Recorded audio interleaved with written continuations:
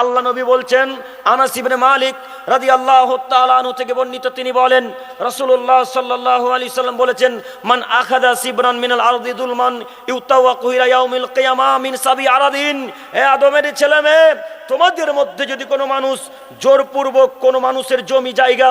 অর্ধ হাত দখল করে নাই, তোমাদের মধ্যে যদি কোনো মানুষ জোরপূর্বক জমি জায়গা দখল করে নাই, আল্লাহ তাআলা কিয়ামতের মাঠে তাকে 7 তবক জমিন খুঁড়তে বাধ্য করবেন। আল্লাহ তাআলা কিয়ামতের মাঠে ওই মুরব্বী সাহেবকে,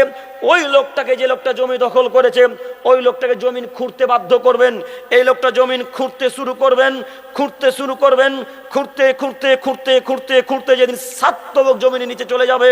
যত মাটি হবে সব মাটি ওই মুরব্বী সাহেবের ঘাড়ে চাপিয়ে দিয়ে আল্লাহ বলবেন, হাত্তা ইউকজাবাইনান নাস, আপনি এখন চলতে থাকুন, মানুষের বিচার যতদিন শেষ না হচ্ছে, ইলা ইয়াউমিল কিয়ামা, কিয়ামতের শেষ দিন পর্যন্ত।